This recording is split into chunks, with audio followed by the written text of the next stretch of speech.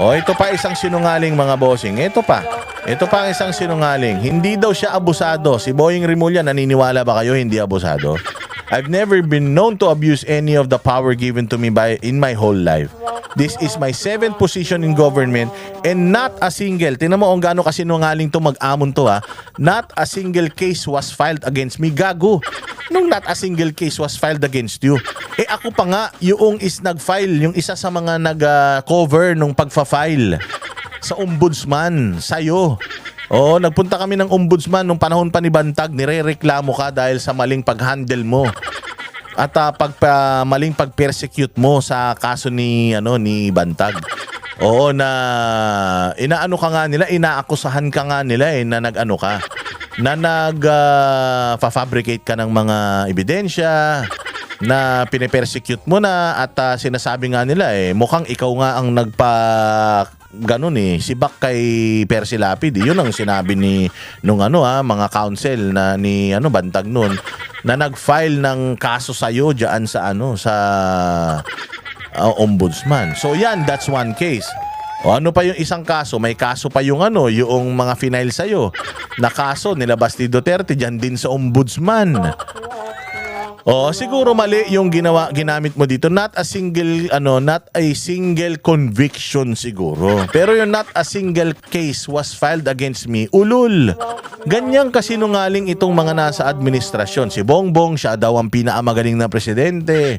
Nalagpasan na daw niya yung nagawa ng nakaraang administrasyon sa loob lang ng 3 taon. Ito naman, not a single case was filed. Ako mismo, alam ko may final sa yung case. Nandoon ako, kino-cover ko habang fina-file yung case na yun sa ombudsman. Hindi nga lang yun hindi nga lang yun nag-fly, hindi ka nga lang na-convict, or hindi nga lang yun nag-push papunta ng Sandigan Bayan. Pero kung ang usapan dito is may na-file ba sa yung kaso, madami. Madami na i-file sa yung kaso. May mga kaso pang i-file sa iyo. Sila Attorney Torion, sila Basti Duterte. Yung i-file sa iyo na case tungkol doon sa grave abuse of discretion ninyo sa pagpapadala kay Pangulong Duterte sa ibang bansa. So napakasinungaling. Huwag kayong masyadong sinungaling, sir. So talagang itong administrasyon na ito, napapaligiran talaga ng mga demonyo dahil ang sinungaling kapatid yan ng magnanakaw. Puros mga kawatan. Diba? So ito talagang administrasyon ng kasinungalingan. This administration will end in 2028, will go out in 2028 as the most corrupt, the most evil, and the most liar na mga administrasyon. Ito pa isa. Ito pa isa. Ito pa isang gago, kapatid ni Boying Rimulya. Kailangan pong ang korupsyon ayon kay BBM ay matapos na at matuldukan sa panahong ito. Ang utos sa amin, walang kaibigan, walang kakampi. Kung sino ang makasalanan, siya ang makukulong. Putang ina.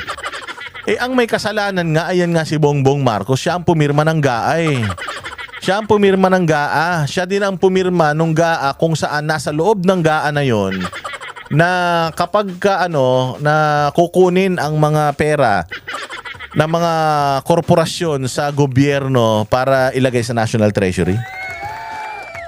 Lahat yan siya. Yung mga insertions, siya. Yung mga allocations, siya. Siya ang pumirma. So may kasalanan siya. Pangalawa, Speaker of the House yung pinsan niya. Speaker of the House yung pinsan niya. Sinong si Zaldico, may kasalanan din niya. Sinong amo ni Zaldico, yung pinsan niya. Sinong gumagawa ng budget, si Zaldico at saka yung pinsan niya. Bakit hanggang ngayon walang kaso yung mga putang ina niyan? Walang investigasyon sa mga hayop na yan. Ito pa, lumabas pa. Napakaraming ebidensya at totoong nasa GAA, may ebidensya. Si Sandro Marcos ang pinakamalaking allocable. Si Sandro Marcos ang pinakamalaking insertion sa lahat ng mga congressman. Bakit?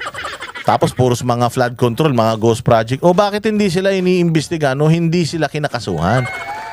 Walang makasalanan kung sino ang makasalanan, siya ang makukulong. Bakit? Kahit nga kaso wala yung mga yan. Eto na lang, si Pangandaman at saka si ES Bersamin at saka yung dalawang Yusek.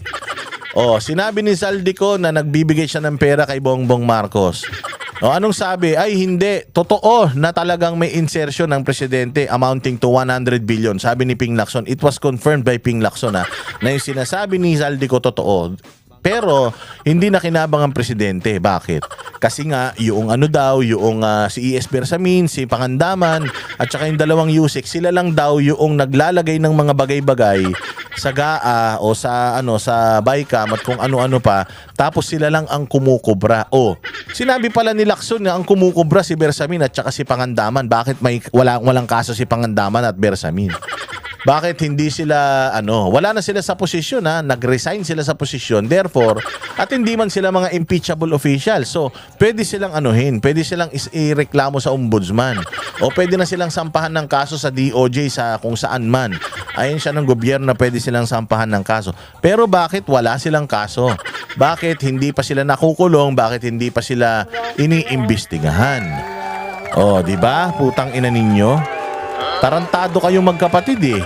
Nuknukan kayo ng sinungaling dalawa eh.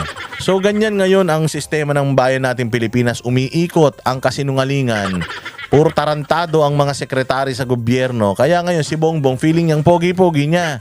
Feeling ni Bongbong galing-galing niya. Feeling ni Bongbong talagang nahigitan niya na yung ginawa ng administrasyon sa loob ng 3 taon. Pero kung ipapakita nga natin mga bossing yung nagawa ito, Guinness World of Record, yung nanay at saka yung tatay mo, kung meron man talagang dugong nananalaytay kay Bongbong Marcos, ito ang dugo ng isang magnanakaw, isang plunderer, isang abuser ng kapangyarihan dahil yung kanyang mga magulang, mga bossing ay mga magnanakaw din. Magnanakaw ang tatay, magnanakaw ang nanay. Anong ine-expect natin kay Bongbong? Sigurado magnanakaw din yan. Tapos sasabihin mo na nahigitan mo na sa loob ng 3 taon yung nagawa ng nakaraang administrasyon. Wala kang build project, gago. Wala kang, pinahinto mo nga lahat ng mga proyekto sa Mindanao para sa development ng Mindanao. Binito mo nga yan, ulol ka. Wala kayong ginawa kundi puros kademonyohan sa bayang Pilipinas. Putang ina, kahit nga magpa-drug test ka, hindi mo magawa eh. Dahil ngiwi ka nga lang ng ngiwi eh. Hayop ka. Ang ina ninyo, akala nyo makakalusot kayo sa amin. Wala kayong lusot sa amin. Hindi nyo kami kaya. Kami ang boses ng masa, hindi natatakot. Katotohanan lang, di kami nalulunod. Walang bahid ng sismis, lahat ay totoo. Kahit sino ka pa, pag mali ka babanatan ka. Walang pinipili kulay, wala kaming kinikilingan. Basta para sa bayan, kami lalaban. Pagtama palapakan, pag mali banatan. Di matitinag, di matatakot, para sa bayan tuloy ang sigaw. Sa harap ng kamera, walang halong takot. Mga baluktot, lahat kayo'y tutumba. Ang hustisya at totoo, yun lang ang mahalaga. Kahit sinong harang, di kami matitinag.